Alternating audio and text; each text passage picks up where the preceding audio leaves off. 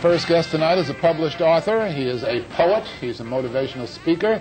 He's an observer of society. And before I forget, Alejandro Gac-Artigas is 12 years old. Alejandro, welcome to the program. Thanks. You started to write when you were in the second grade? When you were living in Georgia? That was when I published my first short story.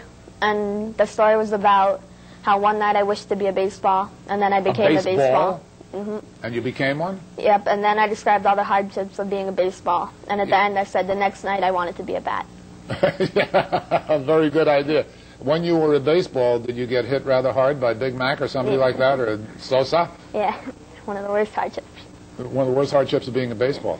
But then again, you get caught in the stands and somebody takes you home and puts you on a shelf. That's not the worst thing in the world. Now, when you were a bat, was that more fun? No, I ended the story there, but you can imagine. Oh, that was the punchline. Mm-hmm. Okay, yeah, being a bat would be more fun. Where was that published? In a school paper or in the local newspaper? In a local newspaper. What kind of a response did it get?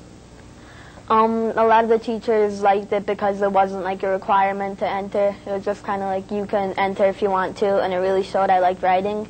But the first time I really realized that I liked writing so much was in 6th grade when I had a really, really good teacher who really encouraged me to read more, and that's what brought out the writing. You know, as you go through the rest of your school life, you will notice that you're really lucky when you get a very, very good teacher. Mm-hmm. There are a lot of good teachers, but every now and then you get one that just makes you want to learn more and to be a student and to do things like write. That you'll always remember that one teacher. Which one?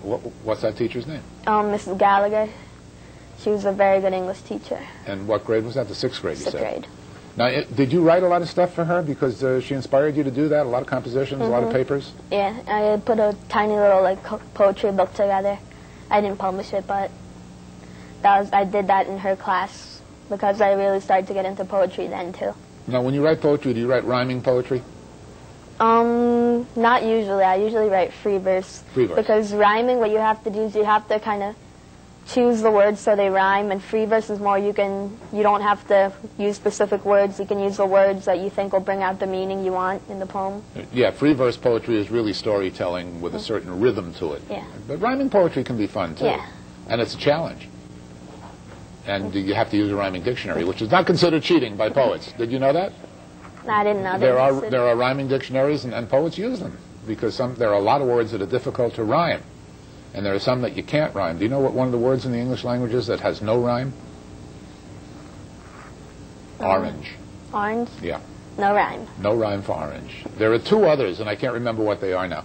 Now, what? Did somebody tell me another one? Purple. No rhyme for purple. And there's one more. We'll find the other one, and we'll tell you. So if you're ever going to write a poem that you want it to rhyme, don't say orange, purple, or whatever the third one is. Now, as did you kind of stop writing poetry now and go back into prose, or are you still writing them both? I'm writing them both because I really enjoy poetry, but I like writing too. Now, when you started to work on the book, Yo, Alejandro is the name of Alejandro's book. It's autobiographical. Yeah, but a lot of people call it an autobiography, and I really like to call it a memoir more because autobiography is more facts and memoir is more feeling. Because the main thing I tried to concentrate on with the book was how I felt and how the taunting and discrimination made me feel. Now, is this when you were living in Georgia? It was wherever I lived, it happened. Really? Mm-hmm. Even here in New Jersey? Even here in New Jersey. With the enormous Hispanic population that we have here, you're still getting taunted for being Hispanic? In 3rd grade, there was a teacher who wouldn't speak to me for the first half of the year. That's she wouldn't say a word to me. Probably because you were smarter than that teacher. Are some of the kids jealous of you now that you've written a book and you're getting a lot of attention?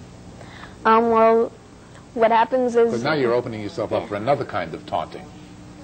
And, well, it's not that much jealousy. A lot of kids admire me because I went to speak to a school, and a lot of kids could relate with what happened to me, with what happened to them. And they kind of feel I'm sort of like representing them with the book, and I hope I am. And when you talk to them, what do you tell them? Well, I tell them how I try to let the kids who discriminate other people, let them know that it's not a joke and it actually hurts people, because most of them think it's a joke. And what happens is that the people who are discriminated against, a lot of them don't know how to deal with it, and that's why the school shootings come out. And with the book, I'm trying to show them like that there are other ways of dealing with it than violence. Alejandro, as part of that, does some of it in your mind come out of the fact that Hispanic kids will kid each other in a way that would be offensive to them if Anglo kids tease them in the same way? Black kids do the same thing to each other, but they don't want you to say the same words. Is that part of the problem, do you think, that we can be mean to our own and get away with it? Well, it's the problem that they kind of feel closer in between each other, and they feel like insecure with other people, and they feel like kind of more, they take more offense with other races, and that shouldn't happen, and the reason it happens is because of a lot of the discrimination. But do you discourage your Hispanic friends from making those little jokes that would be offensive to them if I made them? Yes, and mostly there's only perhaps like two Hispanic people in my entire school. Really? So, only two. You and one other? You are alone. We're going to take a little break on that note. We'll be right back and talk some more with Alejandro about his growing up and what he wants to do as he gets a little bit older. Alejandro, the stories of harassment